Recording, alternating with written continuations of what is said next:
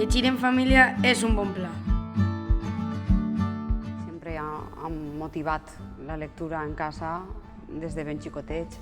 A mi m'agradava molt xitar-me en elles i llegir-los contes. En quin moment del dia te llegia contes? Per la nit. Per la nit. Pues vosaltres des de xicotet, quan ja eres un bebè, ja esteu contant contes. I després, ara que ja ella és major i que ja llig, què fas tu, Alba, ara? Contar-vos-els a vosaltres.